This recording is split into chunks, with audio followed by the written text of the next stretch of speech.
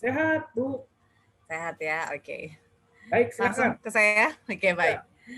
Terima kasih, terima kasih. Hari ini ada 35 orang ya. Senang sekali saya Wiras perwakilan daripada manajemen Zuri Topaz Live yang berkantor di Jakarta. Hari ini bisa menyapa Bapak Ibu malam-malam santai kita bicara yang ringan-ringan, menyenangkan supaya imun booster kita naik gitu ya. Jadi kami Zuri Topaz Live, betul tadi kata Pak Novian, adalah bagian daripada Zuri Global yang ada di Swiss dan tentunya di Indonesia sendiri kami berada di kantor Jalan Jenderal Sudirman di Gedung Mayapada 2 ya.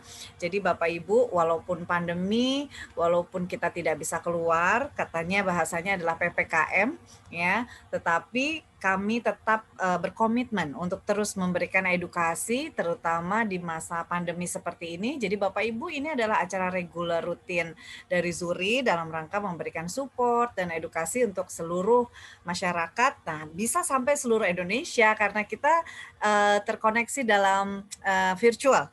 Jadi kita tidak pernah menyangka kalau kita bisa silaturahmi sedekat ini hanya sebatas layar kaca. Dan kalau kita lihat memang kondisi akhir-akhir ini ada kendala di mana kita menghadapi pandemi. Tapi tentunya ada kendala, kita akan hadapi dengan kendali. Nah, Bapak Ibu, apa yang saya paparkan selama presentasi saya nanti itu adalah yang terupdate sampai dengan hari ini, sampai nanti ada perubahan. Maksud saya adalah karena ilmu pengetahuan itu dinamis terus berubah, jadi sampai nanti ada yang baru, nah kita pakai yang baru gitu ya. Nah, Zuri Indonesia bertekad untuk selalu memberikan solusi atas jawaban problem atau resiko yang terjadi kepada nasabah dan juga calon nasabahnya, termasuk kepada mungkin lebih dari 30 nasabah prioritas Zurich pada malam hari ini. Nah, Bapak Ibu, yuk kita langsung masuk saja ke materi, kita ngobrol-ngobrol dan lihat fakta yang terjadi, beberapa menjadi kabar baik malam hari ini ya. Baik, ini dia presentasi saya. Tadi sesuai dengan kita punya teaser undangan ya. Dan saya perlu disclaim bahwa selama saya presentasi tidak ada ikatan jual beli, transaksi, nggak ada. Jadi saya pure menyampaikan sesuatu fakta dan fakta itu bisa saja menimpa kita. Oleh sebab itu kita butuh solusi untuk bisa membuat kita merdeka dari biaya rumah sakit. Nah, perlindungannya sekelas global. Jadi nanti kalau ada solusi, nah itu bisa jadi cocok, bisa jadi tidak. Tetapi saya sangat menghargai waktu Bapak Ibu malam hari ini mau mendengarkan saya. Paling tidak saya berharap ada aha yang bisa Anda bawa tidur malam hari ini lalu bisa menjadi satu keputusan Anda. Ya, baik. Jadi hari ini saya mau ngobrol mengenai berita yang baru saja saya ambil per 19 Juli 2021. Saya belum menemukan jenis yang pasti, tetapi ini yang saya ambil dari IDN Times bahwa ada varian baru lagi mengenai COVID. Tidak bermaksud mengeksploitasi COVID, tetapi tentunya ada berita adalah untuk membuat kita aware, lebih waspada. Terutamanya kita betul-betul kalau dulu 3M, sekarang sudah 6M. Termasuk kalau dulu maskernya 1, sekarang maskernya 2. Kalau dulu kita lihat hanya statistik COVID, kita sekarang sudah melihat varian-variannya. Tidak apa-apa ya, kita tetap harus update pengetahuan kita sembari kita cari solusi nih. Nanti kalau misalnya ini terjadi atau misalnya kita mau mengantisipasi gitu, kita pakai programnya apa atau solusinya seperti apa. Karena dari data yang saya ambil per tadi sore, saya seneng, walaupun senengnya itu hanya semu ya, tapi saya cukup senang karena angkanya sudah mulai menurun grafiknya. Kenapa saya mengikuti ini? Karena saya sering mengadakan atau menjadi pembicara untuk literasi seperti ini, Bapak Ibu. Jadi makanya saya lihat betul grafiknya itu ya, dalam seminggu kemarin itu naik terus. Mudah-mudahan ini sudah menjadi peak-nya dan sudah mulai turun. Karena di sini kita lihat angka terkonfirmasinya dari waktu itu sempat di 45.000 bahkan di 50.000, sekarang menurun di 35.000 ya. Dan juga untuk yang sembuh juga semakin banyak.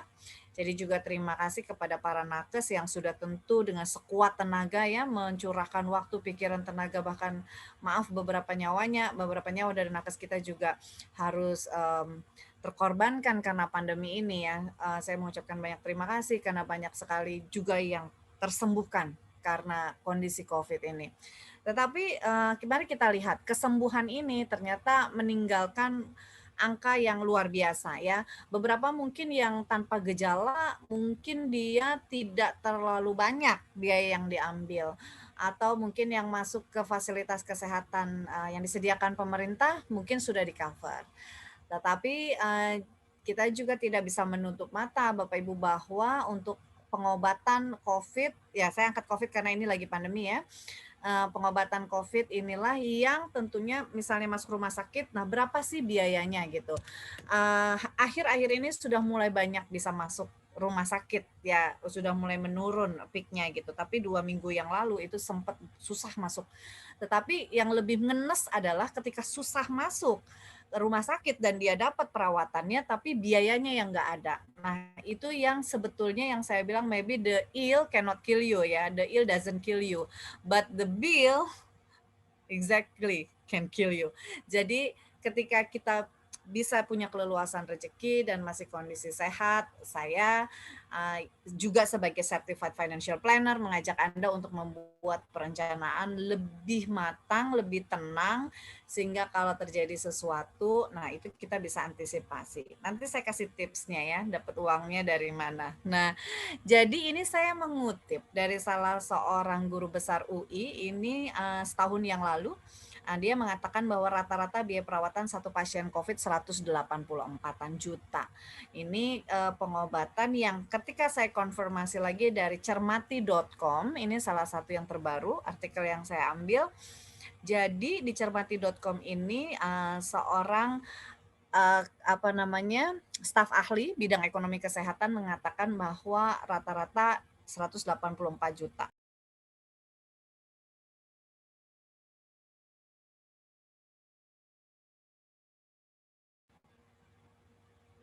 Suara saya dari tadi terdengar nggak ya? Sempat terhenti sebentar, tapi sudah kembali normal. Sekarang sudah kedengaran ya? Oke, baik. Jadi 184 juta adalah penyakit yang tanpa komplikasi gitu Bapak Ibu ya, dengan inkubasi atau masa perawatan sekitar 14 harian gitu ya. Tapi kalau dengan komplikasi karena dia butuh alat bantu dan lain sebagainya, sehingganya tentu tidak sama antara yang komplikasi dengan yang tidak komplikasi gitu. Nah, ini sedikit pengetahuan aja. Jadi maksudnya paling tidak kita tahu gambaran berapa sih angka yang kira-kira menimpa seorang penderita COVID sampai dia sembuh dengan masa inkubasi biasanya 14 hari sampai 16 hari ya. Nanti kita confirm karena malam hari ini kita juga kedatangan salah seorang penyintas COVID. Jadi nanti Bapak Ibu juga bisa dengar kesaksian langsung berapa biayanya dan berapa hari sih dirawat gitu ya untuk mengkonfirmasi presentasi saya dan artikel yang saya ambil ini. Tetapi karena saya juga seorang educator, jadi saya juga mau memaparkan bahwa untuk masuk rumah sakit, ya ini hype-nya karena COVID, tetapi tentu saja bukan hanya karena COVID, tetapi kita juga lihat ada beberapa penyakit yang juga harus membutuhkan biaya rawat inap dan nggak sedikit ya. Tipes aja tuh kemarin saudara saya sekitar 15 sampai 20-an juta begitu. Dan saya mencermati juga ini salah satu artikel yang saya ambil per Januari 2021 bahwa penyakit-penyakit yang saya lingkari ini adalah penyakit yang mematikan, bahkan tidak saja menimpa orang tua, karena kalau dilihat kanker mah kayaknya nanti kalau udah tua gitu, karena itu hasil kenakalan remaja gitu ya, hasil dulu ngerokok nggak berhenti-berhenti, serangan jantung juga karena sering alkohol gitu. Jangan salah, artikel ini mengatakan bahwa penyakit-penyakit ini juga mengancam usia muda. Nah, ini adalah resiko murni Bapak Ibu. Nah, saya harus paparkan bukan bermaksud untuk menakut-nakuti, tapi ini adalah satu resiko murni kalau di financial planner bilang. Kenapa? Karena ini adalah resiko yang tidak bisa dihindari, tidak bisa dikendalikan, dan tidak bisa dihilangkan. Dia hanya bisa dipindahkan kepada satu badan sehingga dia bisa di-cover. Jadi ini probabilitasnya bisa terjadi, bisa tidak terjadi. Tapi kita juga tidak punya jaminan untuk tidak terjadi. Jadi kita mengenal ini resiko murni. Nah, sekarang mari kita lihat berapa biayanya. Nah, biayanya ini saya update sekitar, karena untuk mengupdate biaya ini rata-rata biasa diupdate per 5 tahunan ya. Jadi ini kurang lebih kemarin saya presentasi di angioplastik kalau Singapura tuh sekitar 526 juta. Kalau di Indonesia sekitar 184 sampai 200 juta ya. Dan tentu saja biaya rumah sakit itu terus mengalami kenaikannya. Kalau inflasi normal rata-rata di 15 sampai 20% ya. Ya, tapi kalau di COVID, maksudnya masa pandemi seperti ini, Bapak Ibu, kemarin saya juga meeting sama bagian klaim, hampir unbelievable ya, and also unpredictable. Kenapa? Karena kenaikannya bisa sampai 40 sampai 50% gitu. Nah, jadi karena kita manusia biasa yang tidak tahu apa-apa yang akan terjadi nantinya, oleh sebab itu sebetulnya kita punya akal untuk membuat perencanaan sedari sekarang. Nah, dengan apa? Dengan uang kecil ditukar uang besar. Itu konsepnya. Nanti saya akan bercerita lebih lanjut mengenai itu.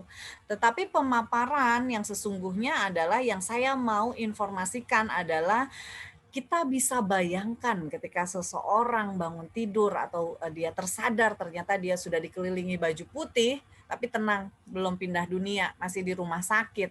Dan baju putih itu bukan malaikat tapi dokter, dan dinyatakan misalnya COVID atau penyakit yang lainnya, sudah pasti kita harus siapin biayanya, bukan?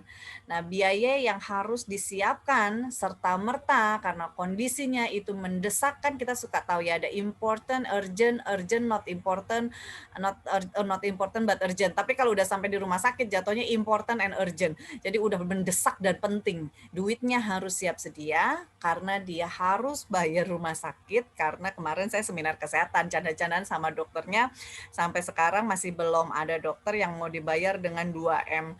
Makasih Mas, makasih Mbak, itu belum ada.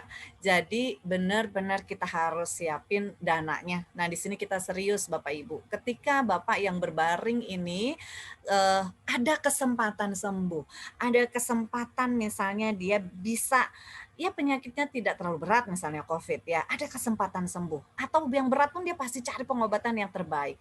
Nah, dari situ dia pasti berpikir, sambil sakitnya dia berpikir nih tagihannya, oh saya incer tabungan pribadi saya. Artinya saya lirik-lirik nih tabungan pribadi saya ada berapa. Supaya kalau misalnya dokter atau rumah sakit keluarin tagihan, saya siap dananya.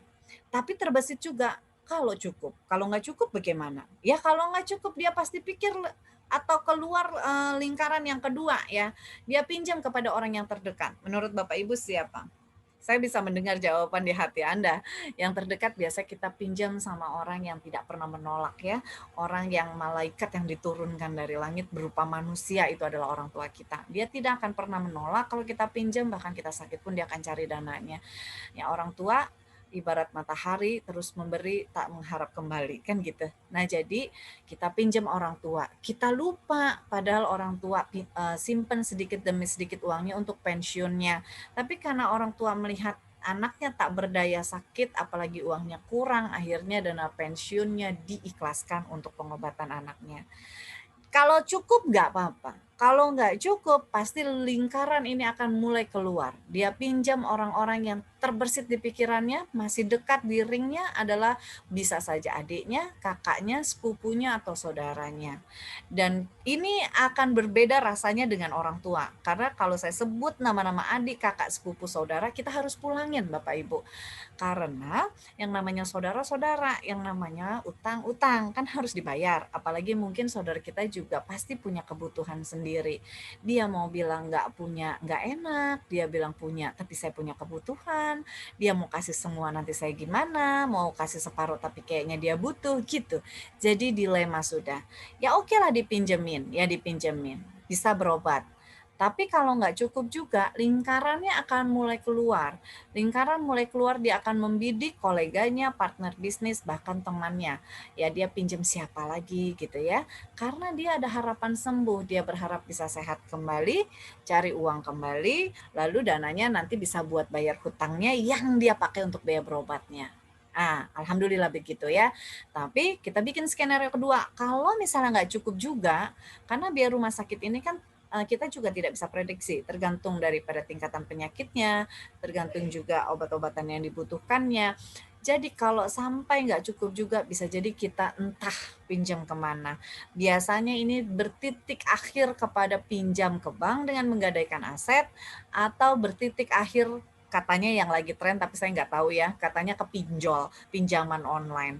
Which is pinjaman online kalau nggak dipulangin udah blast emailnya atau blast WhatsApp-nya kemana-mana. Nah jadi Bapak Ibu, sebetulnya sebelum ini terjadi kita bisa melakukan perencanaan. Nah ini disebut dengan impact of financial circle atau imbas daripada lingkaran keuangan. Kenapa? Karena dia berimbas keluar. Kalau masih di lingkaran dalam dia masih nggak apa-apa. Tapi kalau sudah mulai keluar ini sudah berimpact kemana-mana dan ini akan menyebabkan 4P bagi si bapak yang berbaring tadi. Yang ini sekarang lagi mikir. 4P-nya itu adalah 4 penderitaan. Penderitaan yang pertama udah pasti karena dia tadi pertama kali dia mengikhlaskan tabungannya untuk berobat. Dia pakai dulu. Jadi udah pasti kehilangan tabungan. Bahkan bukan hanya tabungan dia, kita lihat tadi bisa jadi tabungan orang tuanya atau mungkin tabungan saudara-saudaranya. Yang kedua, penderitaan karena hilangnya impian. Begitu ya Wiras? Iya, karena tabungannya mungkin aja tadinya dipakai buat pendidikan anaknya atau tabungannya dipakai buat pensiunnya dia sendiri. Kepake deh. Jadi impiannya harus hilang bersama biaya rumah sakitnya. Juga impiannya daripada orang tuanya, saudara-saudaranya. Karena tadi kita lihat impact of financial circle-nya keluar kemana-mana. Dan jangan lupa karena dia pinjam sana sini, akhirnya dia mengalami P yang ketiga. P yang ketiga adalah penderitaan karena hilangnya harga diri. Mengapa begitu Wiras? Karena dia kan pinjam terus keluar. Sudah mengesampingkan harga dirinya. Udah hilang malunya. Kenapa? Karena saya butuh pengobatannya. Nggak apa-apa ya. Ya saya juga nggak apa-apa sih ya kan yang menderita si bapak ini. Tapi sebetulnya kita bisa melakukan prevention atau kita bisa melakukan pencegahan. Nah 4P yang keempat apa? Penderitaan karena medical treatment. Kan dia sakit tadi, jadi mungkin dia diinfus itu sakit. Mungkin dia juga di di kemo dia sakit kalau kanker ya, atau misalnya katanya COVID itu ya. Saya sempat online sama teman saya yang kemarin baru saja berpulang. Itu kalau sudah terlalu saturasinya turun itu katanya tekanan oksigennya, ya saya mendapat informasi dari beliau ya, almarhum, itu kencang banget. Jadi sampai sakit melewati tenggorokannya gitu ya. Jadi dia akan mengalami 4P atau penderitaan yang keempat yaitu karena medical treatment-nya. Nah, Bapak Ibu dari 4P ini, dari 4 penderitaan ini mohon maaf kami nggak bisa cover untuk yang nomor 4. Kenapa? Karena ini berkenaan sama yang sakit, jadi kita tidak bisa cover. Tapi jangan khawatir, itulah gunanya kita ketemu pada malam hari ini, karena 4P, P1, P2, P3 bisa di-cover. Caranya dengan memindahkan resikonya. Yang tadi saya bilang, ini adalah resiko murni yang harus dipindahkan. Dia tidak bisa dihilangkan, dia tidak bisa dikendalikan, dan dia tidak bisa dihindari. Tapi dia cuma bisa dipindahkan kepada sebuah lembaga yang resmi di bawah naungan OJK. Sehingga ketika biaya itu muncul, kita pindahkan resikonya dan kita minta pihak lain yang membayar. Karena kita sadar kita bukan, atau mungkin adalah ya undangan di sini yang mungkin masuk ke kategori pertama yaitu dollars to dollars. Dollars to dollars adalah dokter karena pengobatannya dia bilang, Pak pengobatan ini butuh 1 miliar. Oh jangan khawatir dok, ada duitnya, bayar 1 miliar. Pak ini karena pengobatan kemo jadi setiap datang nanti kurang lebih butuh 20 juta Pak. Oh nggak ada masalah, bayar.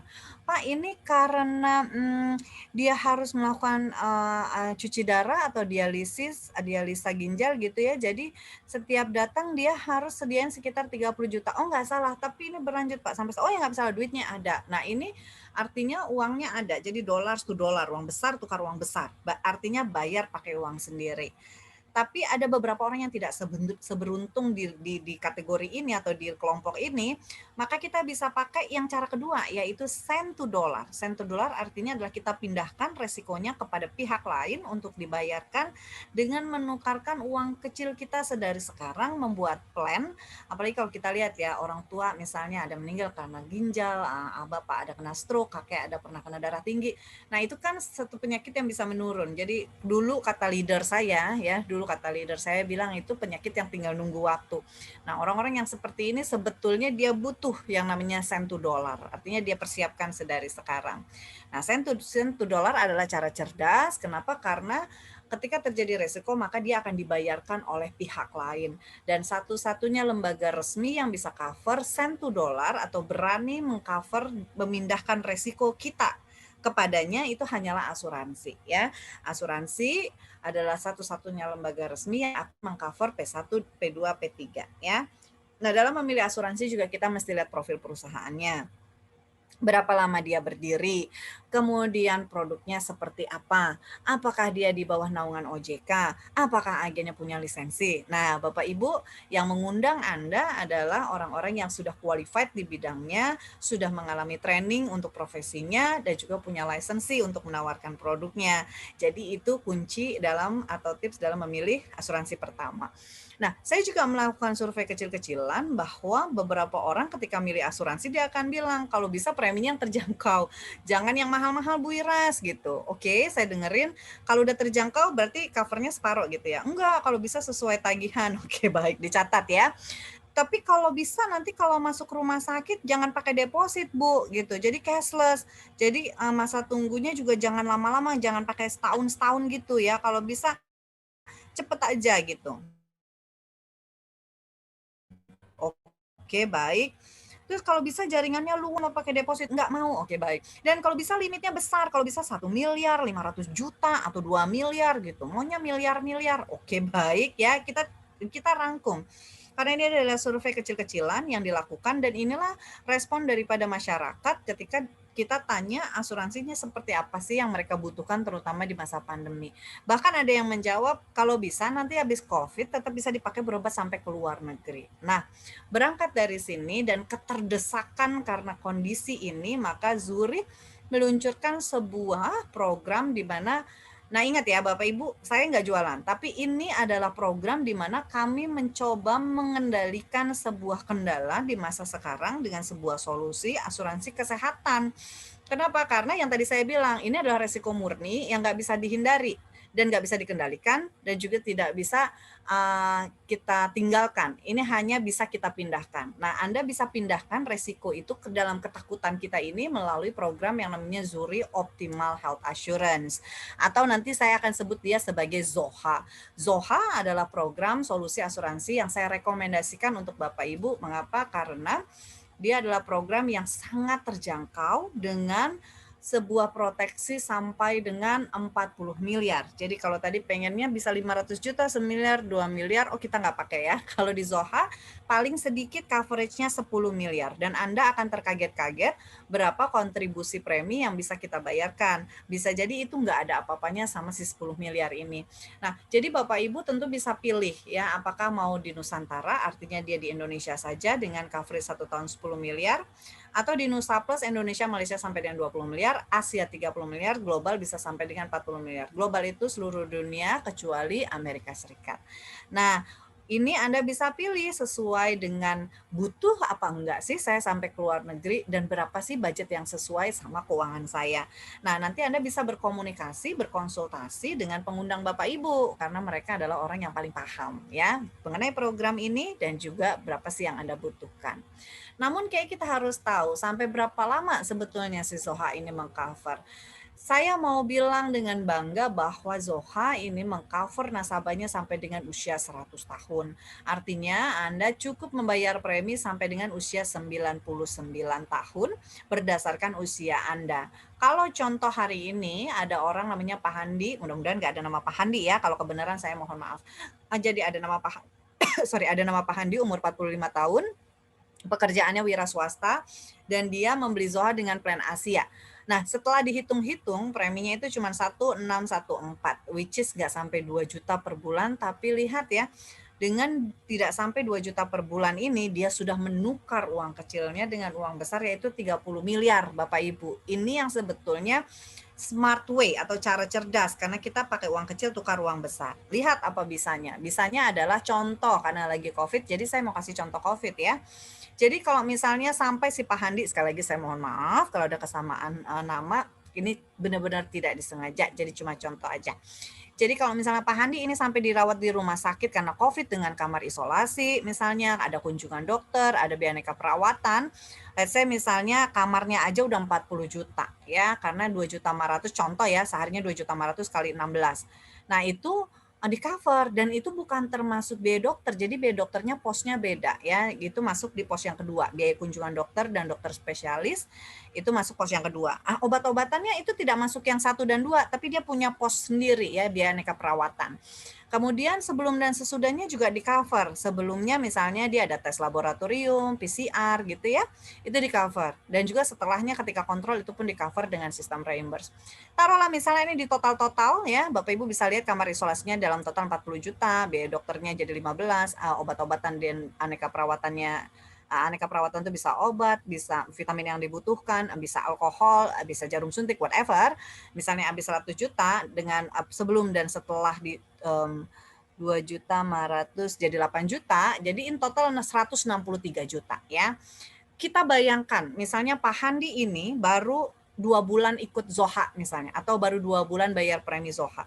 Kalau 1 bulannya 1,614 kali 2 bulan, itu kalau saya genepin aja deh, sekitar 3,5 juta ya, itu udah saya naikin desimalnya ke atas. Tapi lihat dari 3.500.000 dia menukar 163 juta. Jadi pakai kalkulator mana juga ini nggak masuk ya, karena ini sangat worth it gitu. Jadi ini yang saya maksud dengan uang kecil 3.500.000 ditukar uang besar 163 juta. Dan kita bisa lakukan sekarang Bapak Ibu. Kenapa? Karena kita dari sebagian kita dan saya berusaha untuk mengatur gitu ya, kayak kerja masih work from home. Jadi ada beberapa dana yang mungkin bisa disisihkan. Lalu karena kondisi seperti ini ada beberapa yang kalaupun harus bekerja dia masak sendiri ya, karena dia menjaga higienitas gitu. Jadi dari situ juga biaya makan siangnya juga bisa dihemat. Nah, kalau cowok-cowok mungkin bisa kita hemat dari rokoknya dan lain sebagainya, lifestyle-nya. Itu bisa kita alokasikan untuk Zoha yang tidak seberapa ini. Nanti saya kasih clue-nya, premi-premi yang sesuai dengan umur Bapak Ibu akan kaget sekali. Dan saya merekomendasikan program ini untuk sebagai jawaban kecemasan atas kondisi saat ini. Ya, ini yang saya bilang uang kecil tukar uang besar. Dan program ini atau Zoha ini banyak bisanya. Kalau kita tadi contohnya cuma COVID, saya mau kasih tahu bahwa ini adalah perlindungannya bisa seumur hidup Bapak Ibu. Jadi Anda bayar premi dengan sesuai umur Bapak Ibu, nah itu coverage sampai dengan 100 tahun. Dan untuk jaringan Admedika, rumah sakit dengan jaringan Admedika, saya pikir ini sudah sangat well known atau diketahui dengan sangat baik gitu, sudah familiar banget, terkenal banget si Admedika ini. Ini Bapak Ibu bisa cashless atau nasabah kami bisa cashless, jadi nggak pakai deposit. Dan juga kalau misalnya dibutuhkan sampai bedah rekonstruksi, transplantasi organ dan penyuluhan psikologis, Zoha ini juga mengcover. Dan Anda bisa pilih sendiri mau cuma di lingkungan Indonesia aja nanti perawatannya atau bisa sampai ke Malaysia atau seluruh negara Asia atau mungkin seluruh dunia kecuali Amerika, Bapak Ibu bisa ambil global ya. Dan ini semua sesuai tagihan. Nah bahkan beberapa kita suka lihat butuh plasma darah, butuh donor darah ya, karena memang salah satu pengobatan COVID juga plasma darah, artinya akan terjadi transfusi, kemungkinan terjadi transfusi dan kita tidak tahu. Tetapi kalau misalnya sampai akhirnya atau apesnya terjadi terinfeksi karena HIV dan AIDS, itu kita juga ada manfaat dari situ karena dia mengcover karena transfusi dan pekerjaan. Jadi tapi yang terakhir ini saya betul-betul berdoa tidak terpakai, tetapi ini sebagai pencegahan saja. Apalagi kalau Anda putuskan, dan ini sangat terbatas ya.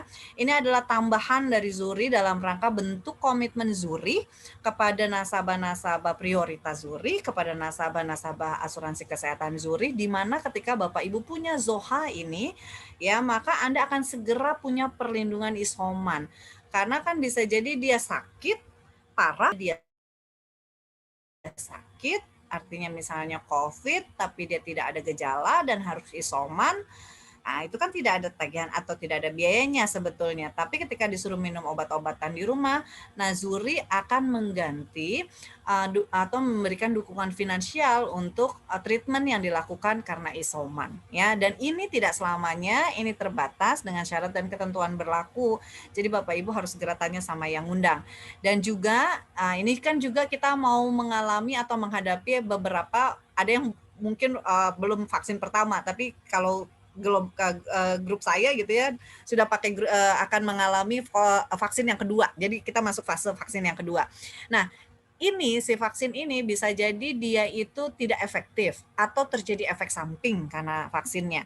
Kalau misalnya sampai demam 2 hari, 2 kali 24 jam dan dia harus dirawat inap di rumah sakit dan Anda mengambil Zoha ini, itu ada perlindungan juga, dukungan atau tunjangan finansial karena efek daripada vaksin coverage ini.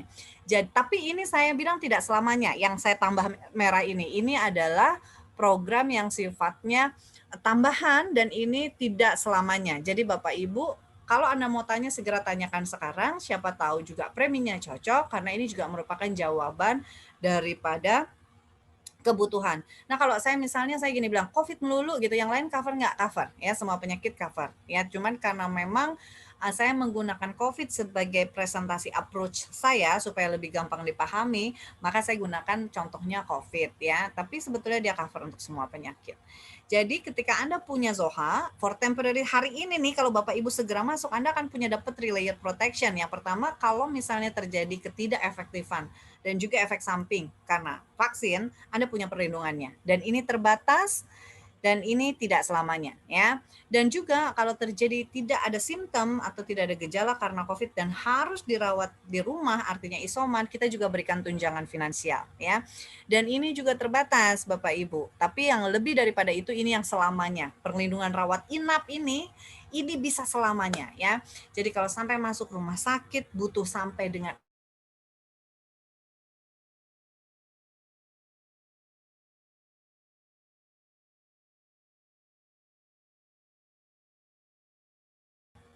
Nah, beberapa Anda mungkin bertanya-tanya berapa sih kalau usia saya? Nah, ini saya kasih contekan sedikit ya. Jadi sebetulnya nggak sampai ngabis-ngabisin banget uang parkir kita kali ya, atau nggak ngabisin banget jajan kita gitu ya. Nah, jadi Bapak Ibu betul-betul bisa disesuaikan. Mungkin Anda cocoknya di Indonesia saja itu Nusantara. Kalau Indonesia Malaysia itu Nusa Plus. Kalau misalnya dia di seluruh Asia, ya Anda ambilnya yang Asia. Atau global itu seluruh dunia, kecuali Amerika Serikat ya. Jadi Anda bisa mulai bidik-bidik, nggak mahal sama sekali, sangat terjangkau ya. Jadi segera setelah ini hubungi pengundang supaya Bapak Ibu bisa dapat konsultasi gratis dari mereka. Kenapa saya kok nguber-nguber katanya nggak jualan? Enggak, saya sebagai financial planner nggak nguber-nguber. Saya selalu bilang ini resiko murni yang nggak bisa dihindari, yang nggak bisa dikendalikan, dan dia juga tidak bisa ditinggalkan. Dia cuma bisa dipindahkan. Nah, hidup kita itu seperti pelari ini kan, Bapak Ibu ya. Pasti Anda setuju ketika saya sudah jelaskan. Jadi dalam pertandingan ini saya di depan mereka atau Anda di depan mereka saat ini, itu bisa saja pelari ini datang kepada kita. Bisa yang pertama si sakit kritis, bisa juga yang kedua si meninggal dunia, atau di antara ini saat ini ada yang namanya polis asuransi berusaha lari kepada Anda. Yang dua kuning mungkin lari cepat kilat mendekati Anda, tapi yang biru adalah Anda sendiri yang ambil. Bapak Ibu yang putuskan untuk menggrab dia, Bapak Ibu yang putuskan untuk ambil dia, dekati dia karena kontrolnya di kita. Karena selain pelari kuning yang ini, saya mau kenalkan ada satu pelari yang larinya cepat banget. Bahkan tadi di awal presentasi saya bilang dia sudah mulai bermutasi. Makanya saya bilang setiap saya presentasi mengenai kesehatan, saya selalu bilang update per hari ini. Karena dulu waktu saya presentasi mengenai ini COVID-nya itu cuma COVID-19. Kalau sekarang ada B117, ada varian Delta, ada varian Kappa gitu. Nah, ini mutasinya cepat banget dan larinya cepat banget. Dia bisa mendatangi kita anytime. So, Bapak Ibu, this is your time to decide. Ini adalah waktu Anda memutuskan mau yang 3 pelari di kiri datengin Anda duluan atau Anda grab yang biru supaya kita bisa kontrol semuanya. Karena saya selalu ditanya sama banyak orang, kapan waktu terbaik beli asuransi? Kalau saya ditanya, saya jawabnya gampang, kemarin. Kenapa? Karena kemarin sebetulnya kita kalau sudah punya hari ini kita lebih aman. Kalau kemarin kita sudah punya, mungkin sekarang kita lebih tenang. Dan kemarin kesehatan kita lebih baik, mungkin keuangan kita juga lebih baik. Jadi semestinya jangan ditunda lagi. Karena ketika ditanya, kalau kemarin sudah jadi kemarin dan saya nggak tahu kapan, maka sebetulnya kita punya waktu yang terbaik yang kedua adalah sekarang, Bapak Ibu. Sekarang waktunya untuk kita punya, apalagi tadi saya sudah paparkan, belum terlalu terlambat dan preminya juga belum terlalu mahal. ya. Karena inilah yang terjadi. Kita begitu khawatir dengan barang-barang yang kita miliki. Bahkan kita memastikan rumah dan kendaraan tetap terproteksi. Barang elektronik maunya yang asli dan bergaransi. Sementara kita pun adalah aset yang berharga, terutamanya teruntuk keluarga kita tercinta. Sementara kita tahu, tidak pernah kita lihat ada diskon atau promo untuk kamar rumah sakit. Tapi ketika kita bertindak mengambil langkah tepat sebenarnya, ini bagian dari ikhtiar atau usaha kita. Because prevention is always better than treatment. Karena pencegahan selalu lebih baik daripada pengobatan. Renungkanlah ini Bapak Ibu, ini saya ambil dari internet. Tidak ada orang bangkrut atau tidak akan bangkrut seseorang karena dia membayar premi asuransi. Tapi ketika dia tidak memiliki asuransi, sebetulnya dia sedang bersiap menghadapi kebangkrutannya. Jadi lebih baik kita punya sekarang daripada kita menyesal karena terlambat memutuskan, karena pada akhirnya polis asuransi hanya sebuah buku Bapak Ibu. Sampai saat yang tepat dia akan berubah menjadi sebuah mukjizat. Dan apa yang saya paparkan hari ini adalah keputusan Anda, dan ini yang akan menentukan nantinya bagaimana Anda atau bagaimana kita ketika kita sampai pada resiko yang tadi yang tidak bisa dihindari, tidak bisa dikendalikan dan tidak bisa ditinggalkan, cuma bisa dipindahkan. Jangan pindahkan dari kantong kiri ke kantong kanan Anda untuk biaya pengobatannya, tapi pindahkan resiko Anda kepada badan resmi di bawah OJK. Dalam hal ini saya boleh bangga dengan Zoha dari Zurich Topaz Live. Saya pikir itu saja Pak Novian, mudah-mudahan membawa inspirasi dan juga bisa membawa solusi untuk tamu kita pada malam hari ini. Kembali ke host kita Pak Novian, terima kasih. Baik, terima kasih Bu Wiras. Wow, sangat luar biasa pemaparannya Bapak dan Ibu. Ya, kenapa harus sekarang? Kalau udah kemarin, udah nggak bisa dikembalikan lagi. Ya, saya pernah dengar sih pepatah, kita bisa beli jam, tapi kita nggak bisa beli waktu. Ya, Bapak dan Ibu, jangan ditunda ya. Biasanya memang kalau biasanya situasi itu bakal menguasai kita kalau kita tidak punya situasi itu sendiri. Ya, Bapak dan Ibu, terima kasih Bu Wiras, wah pemaparan sangat luar biasa. Ayo Bapak dan Ibu sekalian, kita bisa bagaimana caranya kita terhindar dari lingkaran tadi ya. Udah lingkarannya tadi warna merah ya. Kita bisa sebut lingkaran warna merah mah itu sama dengan lingkaran ya nggak mau disebut ya lingkaran. Ya gitulah ya.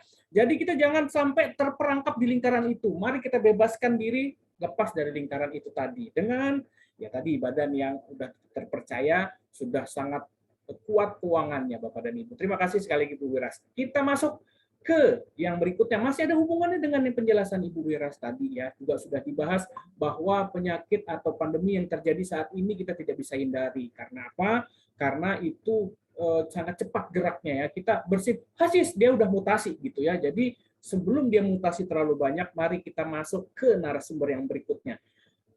Beliau adalah seorang penyintas COVID-19 yang juga kemarin ya dia pasti tidak menyangka akan kena ya kan, tapi beliau adalah salah satu seorang penyintas COVID. Mari kita dengarkan, mari kita saksikan sharing dari beliau.